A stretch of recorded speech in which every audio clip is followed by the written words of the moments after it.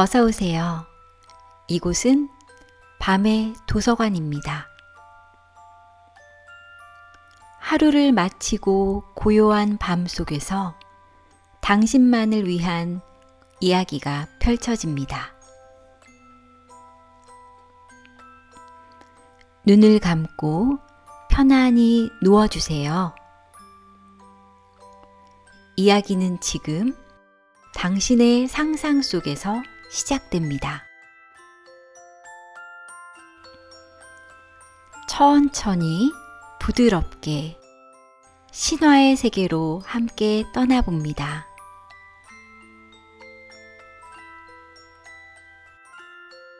그리스 로마 신화. 잠 못 드는 밤 혹은 하루의 끝자락에서 당신의 마음에 조용히 스며드는 이야기를 들려드릴게요. 지금부터 당신은 시간과 공간을 건너 수천 년 전 고대 그리스의 신비로운 세계로 여행을 떠나게 됩니다.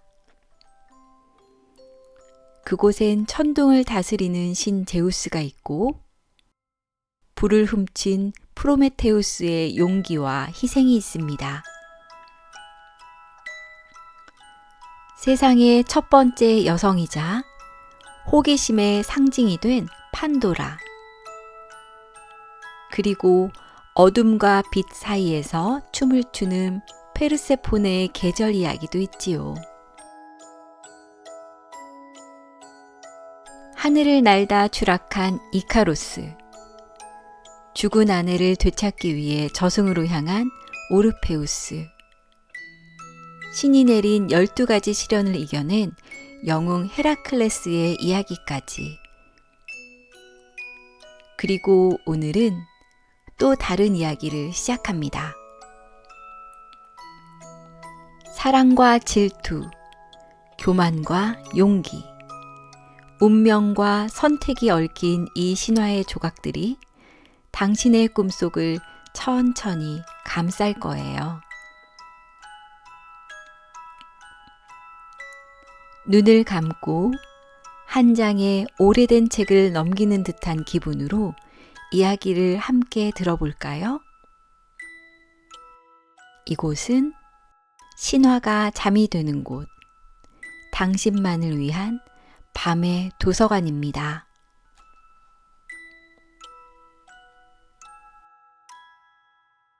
오늘은 그리스 신화에서 가장 슬프고 아름다운 사랑 이야기 중 하나인 오르페우스와 에우리디케의 이야기를 들려드릴 거예요. 이 이야기는 사랑과 상실, 그리고 영혼의 깊은 연결을 다루고 있어요. 우리가 종종 겪는 사랑의 고통과 희망을 담고 있는 이야기이기도 하지요. 그럼 오르페우스와 에우리디케의 이야기를 함께 시작해 볼까요? 먼저 오르페우스라는 인물을 소개할게요. 그는 아폴론의 아들로 태어난 음악의 천재였어요. 고대 그리스의 현악기인 리라를 연주하는 오르페우스의 솜씨는 너무나도 아름다워서 심지어 신들과 동물들도 그의 음악에 매료되었죠. 모든 이들이 그의 음악에 넋을 잃고 그 소리 속에서 평화를 찾았습니다.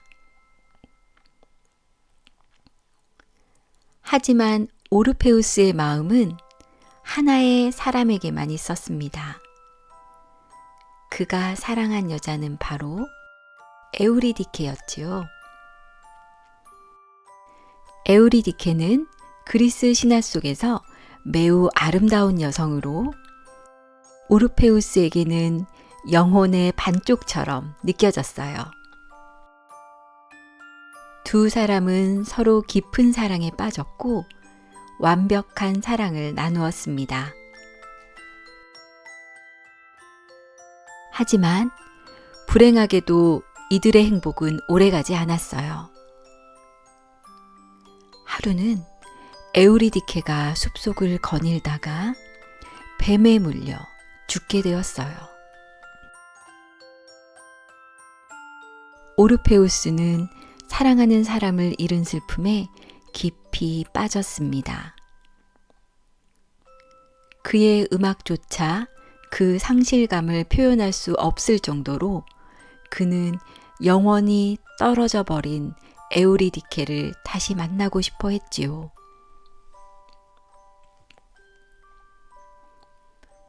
그의 슬픔은 너무도 깊었기에 그는 결단을 내렸어요. 에우리디케를 다시 되돌리기 위해 죽음의 신 하데스가 지배하는 지하세계로 내려가기로 했지요. 오르페우스는 자신의 리라를 들고 죽음의 세계로 향했습니다. 그의 음악은 죽은 자들마저도 울게 했고 하데스와 페르세포네까지 그의 음악에 감동을 받아 에우리디케를 되돌려주기로 허락했어요. 하지만 하데스는 하나의 조건을 걸었습니다. 네가 에우리디케를 데리고 돌아가려면 절대로 뒤돌아보지 말고 그녀가 너의 뒤를 따라오는지 확인하지 말아야 한다. 이 조건을 지킨다면 에우리디케는 살아나게 될 것이라고 했지요.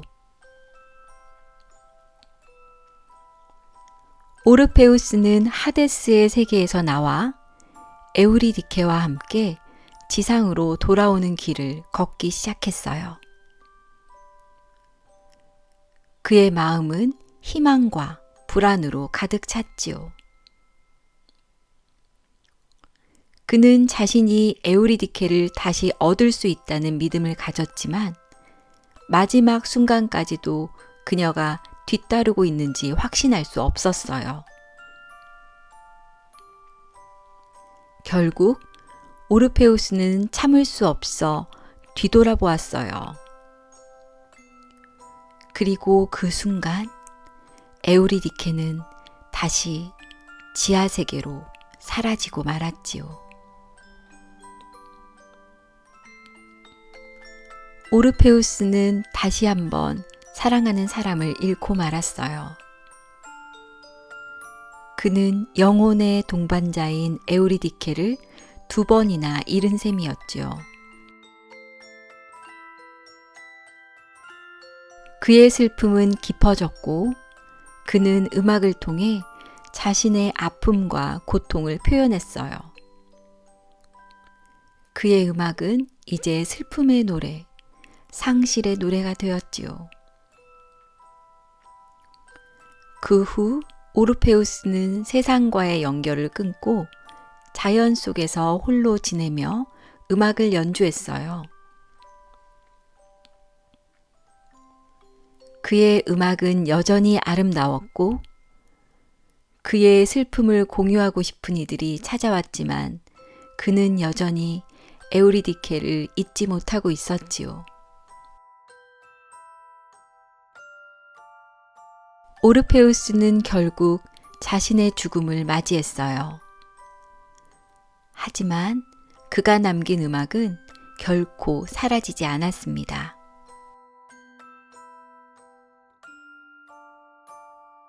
그의 리라와 그의 노래는 신화 속에서 영원히 살아남아 지금까지도 사람들에게 깊은 감동을 주고 있지요. 오르페우스와 에우리디케의 사랑은 그 어떤 사랑보다도 강렬하고도 슬픈 이야기였어요. 이 이야기는 사랑의 힘과 한계, 그리고 우리의 선택에 대해 말하고 있습니다. 그리고 사랑을 잃은 아픔이 얼마나 깊을 수 있는지 우리는 그를 통해 배울 수 있지요. 사랑과 상실, 그리고 기억에 대한 이야기를 떠올리며 편안한 밤 되시길 바랍니다. 잘 자요. 그리고 사랑하는 사람을 떠올리며 좋은 꿈 꾸세요.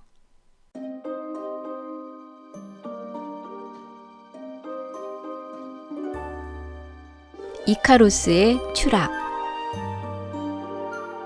이카로스의 추락.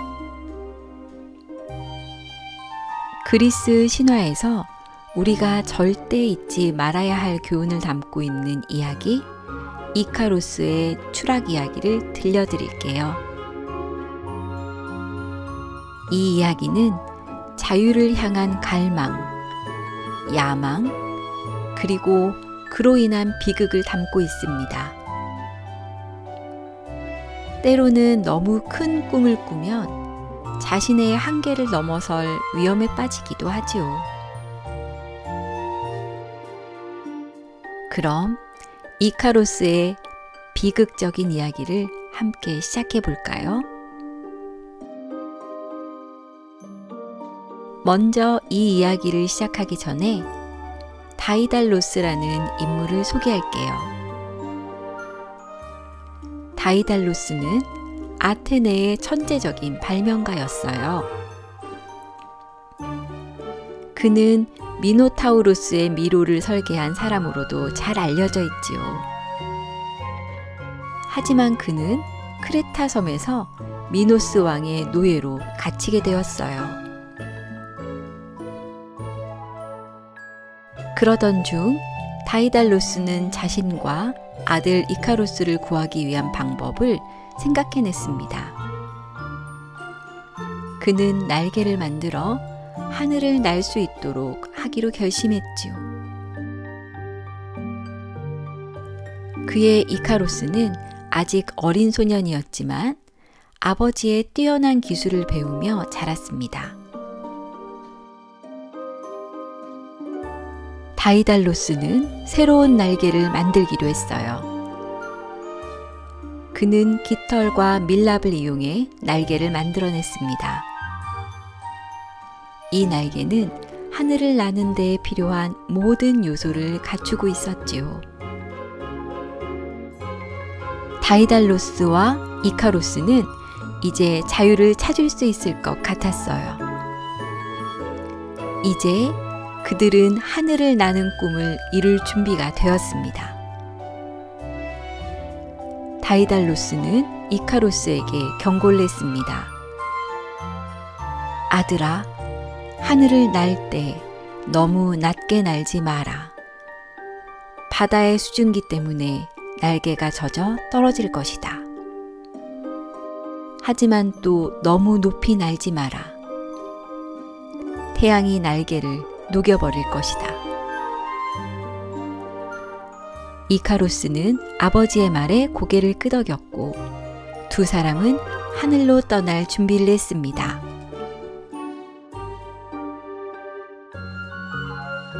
이제 그들의 자유를 향한 날개가 펼쳐졌습니다. 이카로스와 다이달로스는 날개를 펼쳐 하늘을 날기 시작했습니다. 두 사람은 이제 크레타를 벗어나 자유의 하늘을 날고 있었습니다. 그 순간 이카로스는 너무 기뻤고 자신이 그토록 원했던 자유를 느낄 수 있었습니다.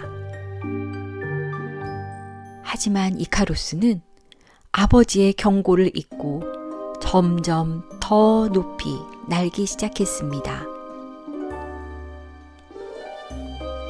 그의 가슴 속에서 무한한 자유와 야망이 일렁였죠. 하늘을 나는 그 순간 이카로스는 태양을 가까이서 보고 싶어 했습니다.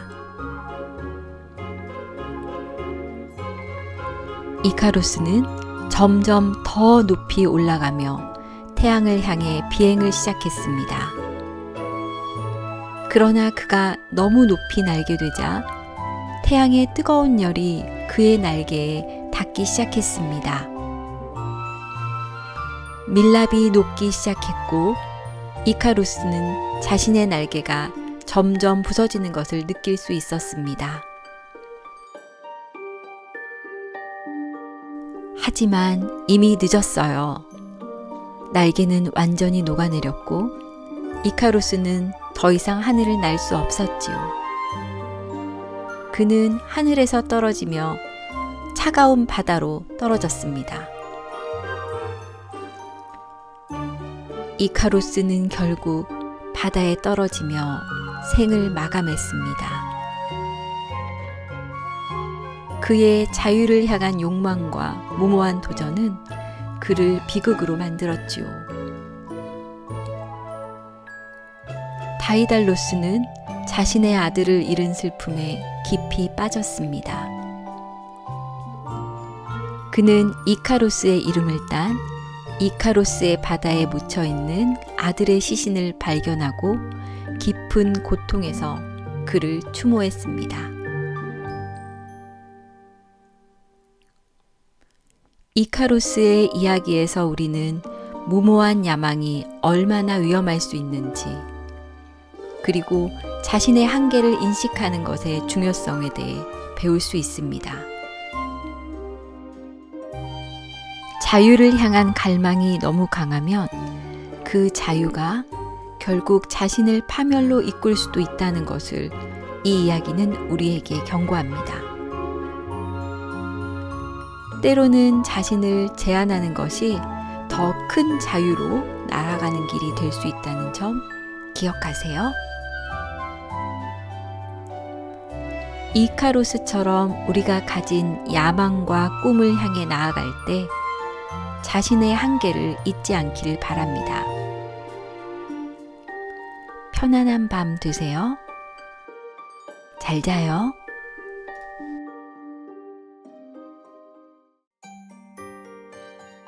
트로이 전쟁 이야기. 그리스 신화에서 가장 유명한 전쟁의 이야기인 트로이 전쟁 이야기를 들려드릴게요. 이 이야기는 영웅들, 배신, 그리고 운명이 얽혀 있는 복잡한 이야기입니다. 전쟁의 비극과 승리의 의미를 되새길 수 있는 이야기가 될 거예요. 그럼 트로이 전쟁의 이야기를 시작하겠습니다.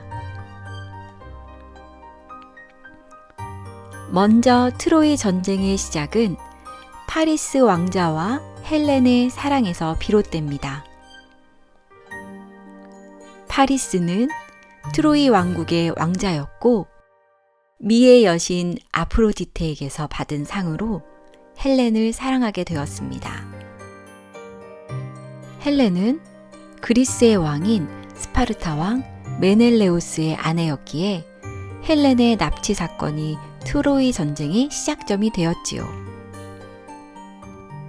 파리스는 헬렌을 데려가겠다며 스파르타의 왕과 싸움을 벌였고 그 전쟁이 10년간 지속되었습니다. 하지만 이 전쟁은 단순한 왕자와 왕비의 싸움이 아니었어요. 그 안에는 신들의 개입과 영웅들의 선택이 얽혀 있었지요. 트로이 전쟁에서 가장 중요한 영웅은 바로 아킬레우스였어요. 그는 그리스군의 가장 강력한 전사로 전쟁의 흐름을 바꿀 수 있는 엄청난 능력을 지니고 있었지요. 하지만 전쟁 중 아킬레우스는 전쟁의 지도자인 아가멤논과 갈등을 겪게 됩니다. 아가멤논이 아킬레우스의 전리품인 브리세이스를 빼앗자 아킬레우스는 분노와 배신감에 사로잡히며 전투를 떠나게 되었어요. 그의 분노는 그리스 군의 운명을 위태롭게 만들었고 아킬레우스가 전투에 참여하지 않자 트로이 군은 점차 승기를 잡기 시작했어요. 그는 결국 친구 페트로클로스의 죽음을 통해 전쟁에 복귀하고 트로이의 전사 헥토르와 결투를 벌이게 되지요. 헥토르는 트로이군의 가장 뛰어난 전사였고 그의 죽음은 전쟁의 전환점을 의미했습니다. 아킬레우스와 헥토르의 결투는 트로이 전쟁에서 가장 유명한 순간 중 하나로 두 영웅은 운명적인 싸움을 벌였고 결국 아킬레우스가 헥토르를 죽였습니다. 아킬레우스는 헥토르의 시체를 모욕하며 그의 시신을 마차에 묶어 끌고 다니며 복수를 했습니다. 그의 복수심은 너무도 강렬했지만 헥토르의 가족은 큰 슬픔에 빠졌습니다. 헥토르의 아버지인 프리아모스 왕은 아킬레우스에게 아들의 시신을 돌려줄 것을 요청하며 용서와 인간적인 연민을 구했지요. 트로이 전쟁은 10년 동안 끊임없이 이어졌고 결국 그리스군은 트로이를 함락시키기 위한 방법을 찾아내야 했습니다. 그들이 고안한 계획은 바로 트로이 목마였습니다. 그리스군은 트로이 성벽 앞에 거대한 나무 목마를 놓고 그 안에 병사들을 숨겨 트로이로 보냈습니다. 트로이 사람들은 그 목마를 신의 선물이라고 생각하고 성 안으로 끌어들였습니다. 그리고 밤이 되자 그리스 병사들이 목마에서 나와 성문을 열어 그리스군을 성 안으로 들여보냈지요. 이로 인해 트로이는 함락되었고 수많은 트로이 군과 주민들이 죽거나 포로로 잡혔습니다. 트로이 전쟁의 끝은 그리스군의 승리로 끝났지만 그 후에도 전쟁은 수많은 상처를 남겼습니다. 트로이의 왕자 파리스는 전쟁 중에 죽었고 트로이의 왕 프리아모스도 결국 죽음을 맞이했지요. 그리고 헬레는 그리스로 돌아갔지만 그녀의 사랑으로 시작된 전쟁은 많은 생명과 도시를 앗아갔습니다. 트로이 전쟁은 신과 인간, 영웅과 평범한 사람들의 운명이 엇갈린 사건이었고 그 대가는 너무나 크고 깊었습니다.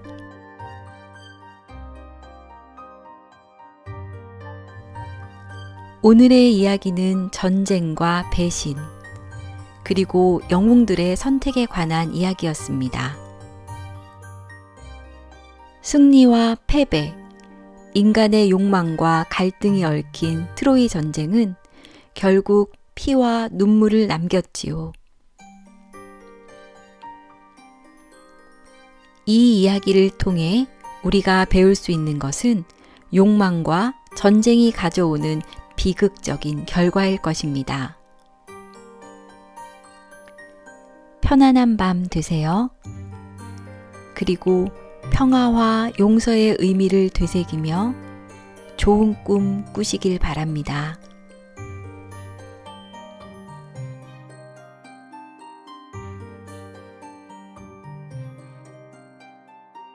아탈란타와 황금사과 경주. 눈을 감고 고요한 밤하늘을 떠올려 보세요. 오늘도 당신의 하루가 수고로 가득했다면 이제 잠시 모든 것을 내려놓고 고대 그리스의 신비한 이야기 속으로 함께 걸어가 볼까요?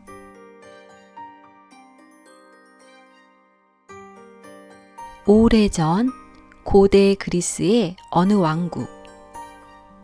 그곳에는 아버지의 기대에 부응하지 못한 채 태어난 한 아기 소녀가 있었습니다.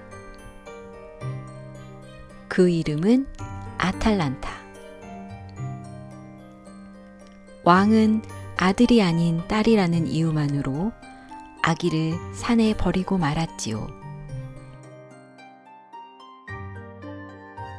하지만 신들의 은총이었을까요?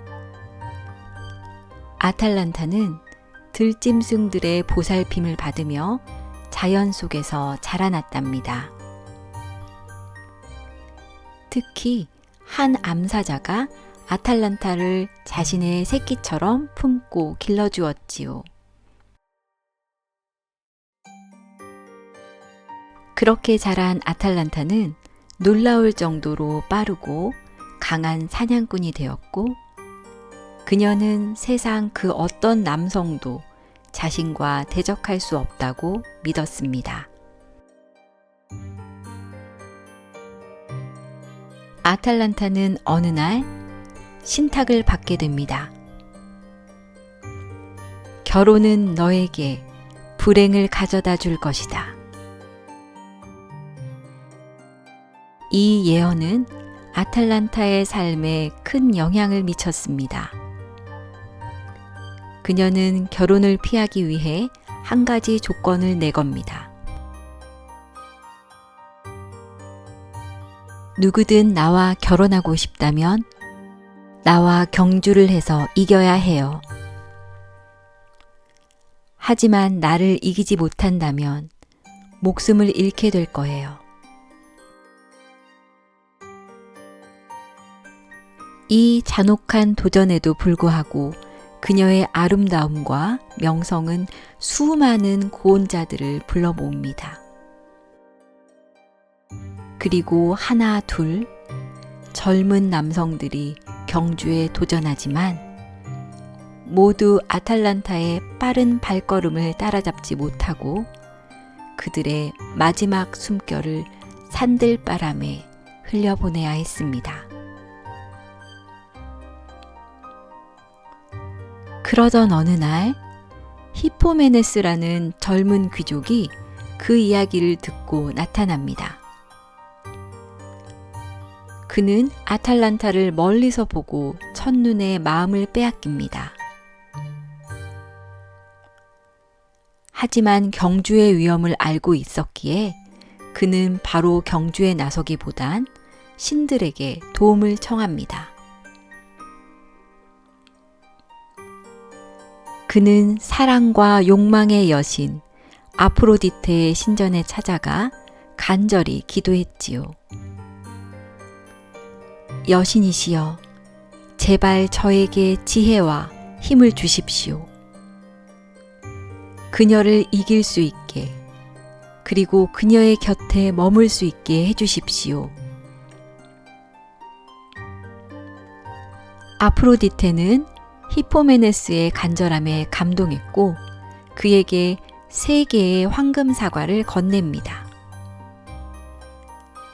이 사과는 평범한 사과가 아니란다.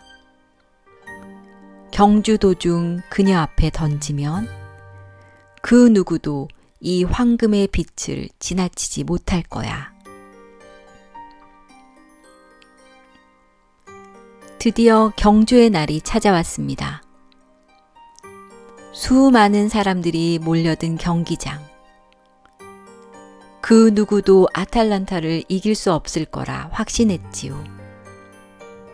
히포메네스와 아틀란타가 나란히 서자 두 사람의 긴장감은 바람을 타고 퍼졌습니다.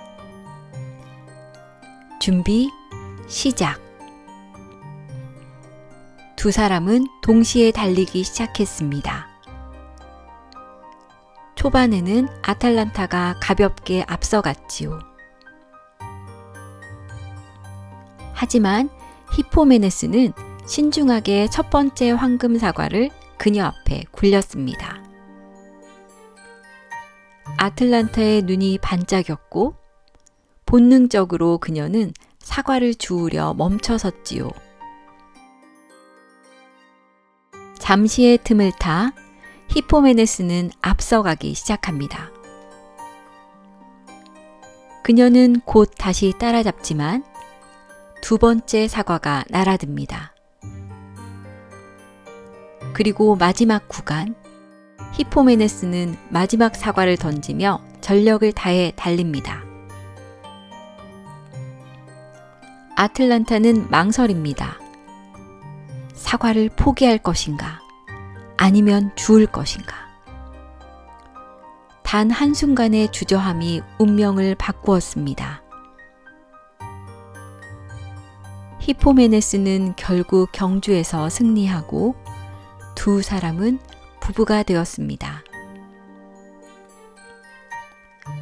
하지만 여기서 이야기가 끝나지 않습니다.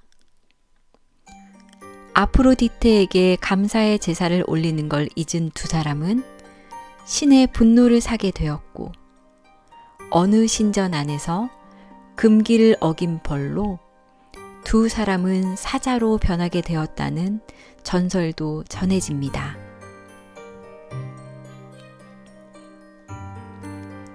사랑은 빠르게 달리기도 하고 무모하게 달리기도 하며 때로는 멈추어야 할 순간을 알려주는 신의 속삭임 같기도 하지요. 이제 숨을 천천히 내쉬어 볼까요? 아틀란타의 빠른 발걸음이 어느새 멀어지고 히포메네스의 간절함이 잔잔한 파도처럼 당신 마음에 닿기를. 이 밤 당신의 꿈속에도 신비로운 황금빛 사과가 떨어질지 모르겠어요. 편안한 밤 되세요. 좋은 꿈 꾸세요.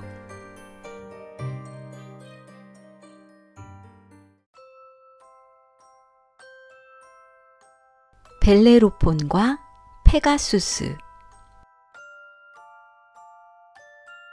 오늘도 하루를 잘 마무리하고 계신가요?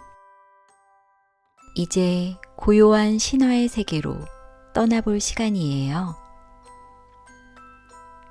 여러분께 들려드릴 이야기는 하늘을 나는 말, 페가수스, 그리고 용감한 영웅 벨레로폰의 전설입니다. 옛날 고대 그리스의 도시 코린토스. 그곳에 벨레로폰이라는 용맹한 청년이 살고 있었어요. 그는 무기를 다루는 솜씨도 뛰어났고 어떤 이보다도 정의로웠지만 불운한 사건 하나로 고향을 떠나야 했지요. 실수로 사람을 죽이게 된 그는 자신의 죄를 씻기 위해 다른 나라로 향하게 됩니다. 그가 도착한 곳은 티린스 왕국. 그곳의 왕 프로이토스는 벨레로폰을 환대했지만 곧 한 가지 문제가 생기고 말지요. 왕비는 벨레로폰의 아름다운 외모와 고귀한 성품에 반하게 됩니다. 하지만 벨레로폰은 왕비의 유혹을 단호히 거절했습니다. 그러자 왕비는 거짓말을 꾸며냅니다. 왕이시여, 벨레로폰이 저를 모욕했습니다. 그를 벌하소서. 하지만 왕은 직접 손에 피를 묻히는 대신 벨레로폰을 리키아 왕 이보바테스에게 보내면서 비밀스러운 쪽지를 함께 보냅니다. 이 사람을 죽여라. 그는 죄를 지은 자다. 리키아에 도착한 벨레로폰은 왕의 따뜻한 환대를 받습니다. 며칠 뒤 왕은 그에게 말하지요. 네가 정말 용감하다면 이 나라를 괴롭히는 괴물 키마이라를 없애다오. 키마이라는 무시무시한 괴물이었어요. 아픈 사자의 머리, 몸통은 염소, 꼬리는 불을 뿜는 뱀. 누구도 그 괴물을 이긴 자가 없었지요. 사실상 왕은 벨레로폰을 죽음의 임무로 보낸 셈이었어요. 하지만 벨레로폰은 포기하지 않았습니다. 그리고 하늘을 나는 말, 전설 속 존재 페가수스를 찾아 나서기로 결심하지요. 페가수스는 신들이 만든 특별한 말이었어요.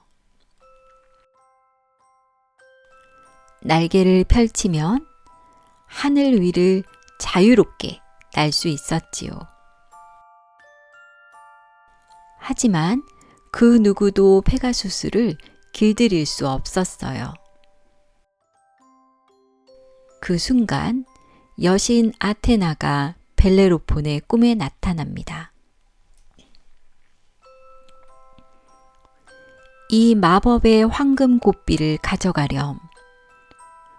네가 진정한 마음으로 접근한다면 페가수스는 너의 친구가 될 거야. 다음 날 벨레로폰은 산속의 맑은 샘가에서 물을 마시는 페가수스를 발견합니다. 그는 조심스레 다가가 황금 고삐를 걸었고 기적처럼 페가수스는 순순히 그를 받아들였어요. 이제 벨레로폰은 하늘을 나는 영웅이 되었습니다. 페가수스의 등 위에 올라탄 그는 키마이라를 향해 날아갑니다. 하늘에서 아래를 내려다보니 키마이라는 불꽃을 뿜으며 포효하고 있었어요. 벨레로폰은 화살을 날렸고 페가수스는 번개처럼 움직이며 공격을 피했죠. 마침내 벨레로폰은 창을 던져 괴물의 입속 깊숙이 박아 넣었고 키마이라는 불길을 삼키며 쓰러지고 말았어요. 왕은 놀라움과 두려움 속에서 말합니다. 그가 살아 돌아오다니. 이 젊은이는 신들의 사자다.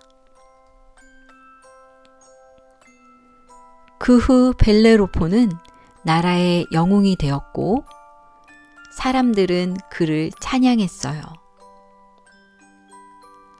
왕은 딸을 그에게 시집 보냈고 벨레로폰은 모든 것을 손에 넣었지요. 하지만 점점 그는 교만해졌습니다. 그리고 어느 날 그는 이런 생각을 합니다.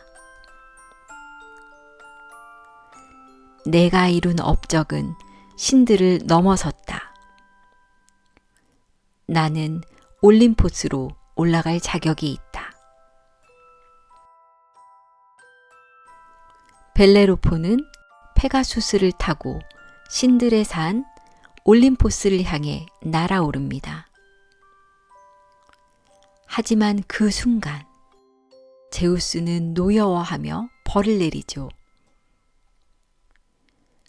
벼락을 날렸고 놀란 페가수스는 벨레로폰을 땅으로 떨어뜨립니다. 그는 살아남았지만 신의 분노를 피할 수는 없었어요. 몸은 망가졌고 사람들은 그를 잊어갔죠. 벨레로폰은 세상의 끝자락에 숨어 조용히 살아갑니다. 더 이상 하늘을 바라보지 않고 자신의 오만을 곱씹으며 말이지요. 우리는 모두 자신의 하늘을 꿈꾸지만 그 높이를 기억하고 그 아래에 있는 삶의 소중함을 잊지 않아야 해요. 눈을 감고 페가수스의 날개가 밤하늘을 가르던 순간을 떠올려 보세요. 그리고 오늘도 수고한 나에게 조용히 말을 건네주세요. 괜찮아. 천천히 가도 좋아. 나는 지금 나의 하늘을 향하고 있어. 편안한 밤 되시길 바랄게요. 다음 이야기에서 또 만나요.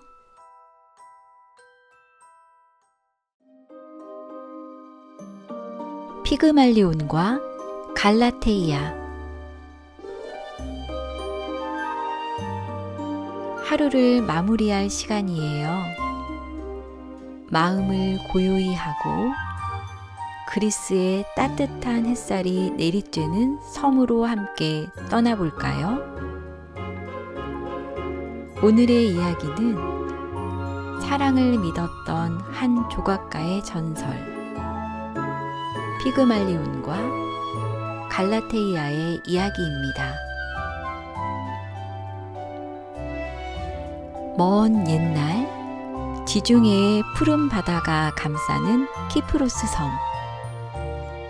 이곳에는 뛰어난 조각 실력을 지닌 청년 피그말리온이 살고 있었어요. 그는 사람의 감정과 생명까지도 돌에 새겨 넣을 수 있다는 평판을 얻었지만 그의 마음속엔 늘 고요한 외로움이 자리하고 있었지요. 피그말리온은 세상의 여성들이 겉모습만 꾸미고 내면의 진실함을 잃었다고 생각했어요. 그래서 그는 어느 날 결심하게 됩니다. 나는 이제 사랑을 꿈꾸지 않겠다. 차라리 내 손으로 만든 이상적인 여인을 남기겠다. 피그말리온은 자신의 작업실에 틀어박혀 조각을 시작했어요. 새하얀 대리석을 고르고 하루하루 정성을 다해 다듬어 나갔지요. 눈동자는 깊고 부드럽게, 입술은 조심스럽게 미소를 머금게. 그는 조각의 매 순간 사랑을 담았어요. 그리고 마침내 그녀는 완성되었습니다. 피그말리온은 그녀에게 갈라테이아라는 이름을 속으로 붙여주었어요. 그녀는 움직이지 않았지만 피그말리온의 눈엔 누구보다도 생생했어요. 그는 조심스레 그녀의 손을 어루만지며 말했어요. 넌 왜 대답하지 않는 거니? 밤이면 그는 조각상 옆에 앉아 이야기를 들려주었어요. 마치 그녀가 듣고 있는 것처럼 꽃을 사다 그녀의 손에 쥐어주고 살포시 입을 맞추고 부드러운 옷을 걸쳐주기도 했지요. 마을 사람들은 피그말리온이 조각상과 사랑에 빠졌다고 수군거렸지만 그는 개의치 않았어요. 왜냐하면 그의 마음은 이미 그 조각상 안에 있었으니까요. 하지만 그의 가슴 한편엔 지금껏 말하지 못한 소망이 자리하고 있었어요. 만약 이 아이가 살아날 수 있다면. 봄이 왔고 마을에는 비너스 여신을 기리는 축제가 열렸어요. 사랑과 아름다움의 신 비너스를 향해 사람들은 꽃을 바치고 간절한 소원을 빌었죠. 피그말리온도 조용히 신전으로 향했어요.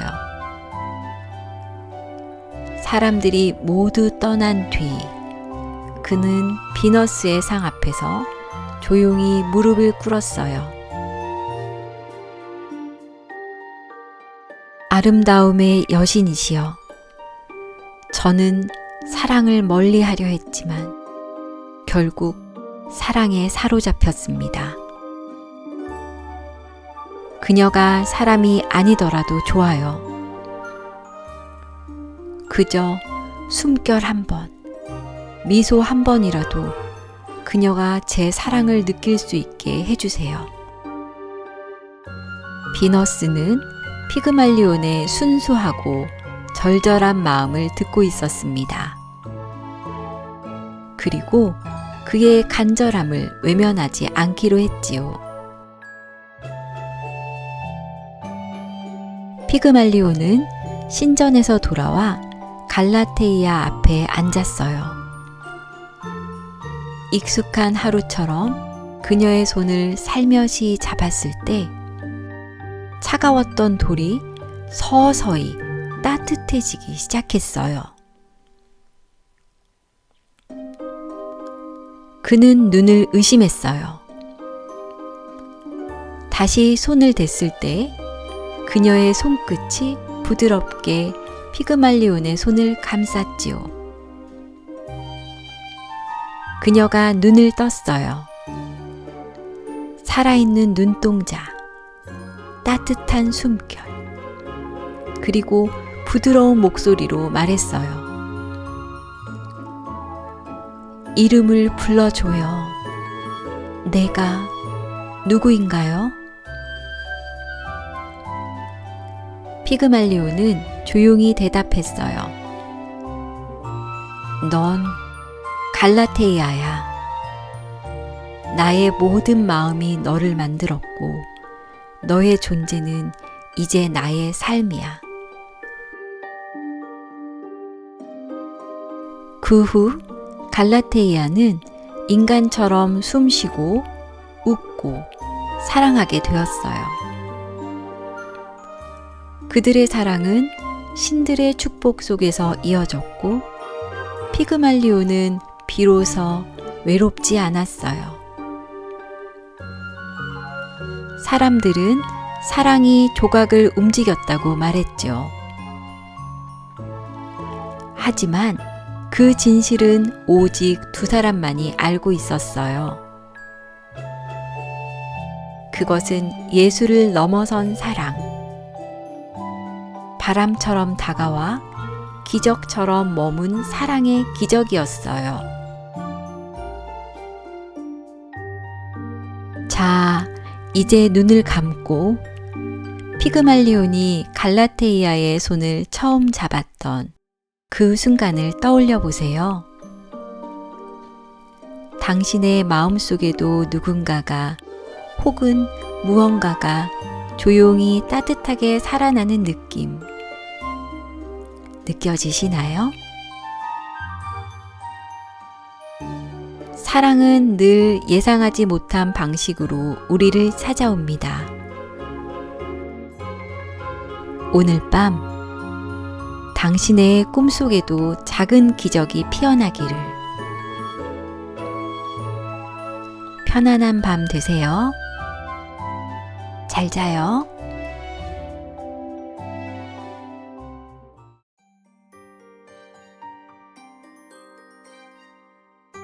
니오베와 그녀의 교만. 오늘도 고요한 밤이 찾아왔습니다. 세상의 소란이 멀어지고 이제는 나만의 이야기 시간이에요. 오늘 들려드릴 이야기는 아름답고 슬픈 신화 속의 여인 니오베의 전설입니다. 먼 옛날 그리스의 테바이라는 도시에 니오베라는 여왕이 살고 있었어요. 그녀는 리디아 왕국의 공주였고 올림포스의 신들과도 혈연으로 이어진 귀족 중의 귀족이었죠.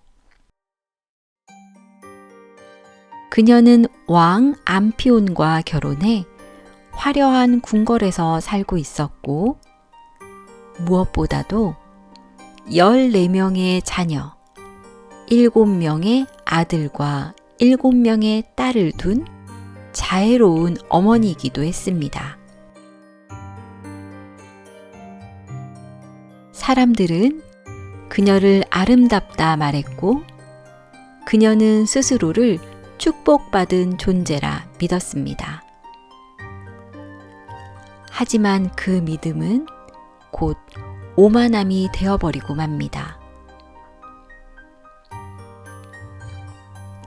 어느 날 테바이의 백성들은 신들의 어머니 레토를 기리는 축제를 준비하고 있었어요. 그녀는 쌍둥이 신 아폴론과 아르테미스의 어머니였죠. 하지만 니오베는 그 광경을 보고 불쾌함을 느껴요. 왜 레토를 찬양하는 거죠? 그녀는 겨우 2명의 자식밖에 없잖아요. 나는 14명이나 있는 어머니입니다. 나야말로 경배받아야 하지 않겠어요? 그녀는 교만에 차서 백성들에게 명령을 내립니다. 레토의 축제를 멈추고 나를 찬양하시오. 사람들은 두려움 속에 고개를 숙였지만 하늘 위의 신들은 이 무례한 말들을 조용히 그리고 깊이 듣고 있었지요. 레토는 모욕을 당했지만 직접 나서지 않았습니다. 대신 자신의 자녀들인 태양의 신 아폴론 그리고 사냥의 여신 아르테미스에게 말하지요. 내 사랑하는 아이들아, 나의 억울함을 대신하여 풀어다오. 그리고 곧 하늘은 먹구름으로 뒤덮였고 니오베의 자녀들에게 끔찍한 일이 벌어집니다. 먼저 아폴론이 활을 들고 나타납니다. 그는 니오베의 7 아들 중 하나를 향해 화살을 쏘아 죽이고 곧 이어 하나씩 모두 쓰러뜨리기 시작하지요. 그 소식을 들은 니오베는 슬픔에 빠지기도 전에 아르테미스가 나타납니다. 그리고 그녀는 니오베의 딸들을 하나씩 겨누기 시작합니다. 아름답던 소녀들이 하나, 둘, 그 자리에서 차가운 숨을 멈춥니다. 니오베는 하늘을 향해 울부짖었어요. 제발, 제발 하나만 남겨주세요. 신들은 니오베의 마지막 딸, 가장 어린 클로리스만을 남기고 떠났습니다. 자신의 자녀들이 모두 쓰러진 광경 속에서 니오베는 더 이상 여왕도 어머니도 아니었지요. 그녀는 광기에 휩싸인 듯 아이들의 시신을 안고 절규했습니다. 나는 어머니였습니다. 그 무엇보다도 자랑스러웠던. 하늘은 고요했고 산들바람마저 그녀의 슬픔 앞에 멈추어 섰습니다. 그녀는 고향을 떠나 조용히 시프리온 산으로 올라갔고 그곳에서 하늘을 향해 외쳤습니다. 신들이여, 제 슬픔을 돌처럼 굳혀주세요.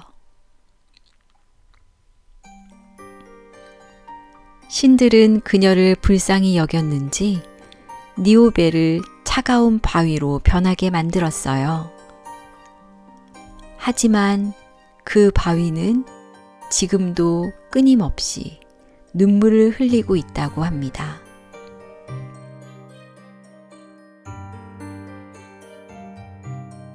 어머니의 교만은 가장 깊은 슬픔이 되어 영원히 흐르고 있는 것이지요.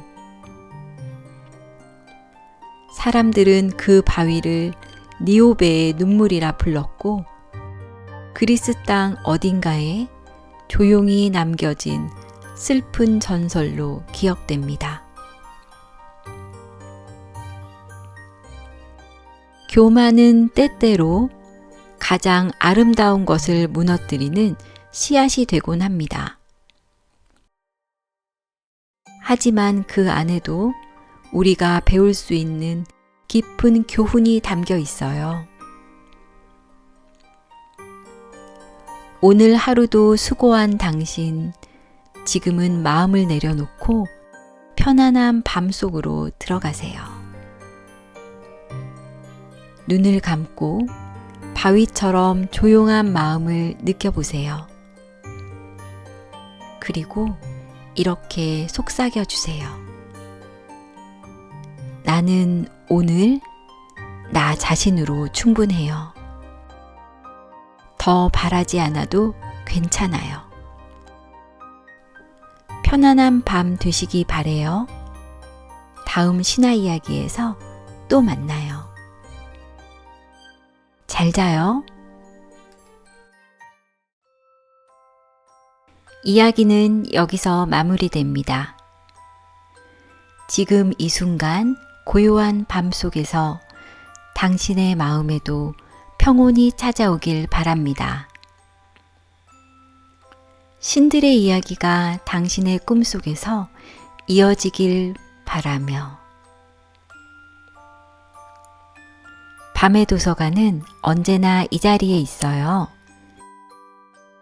잠들기 전 조용한 이야기가 필요할 때 다시 이곳으로 돌아오세요.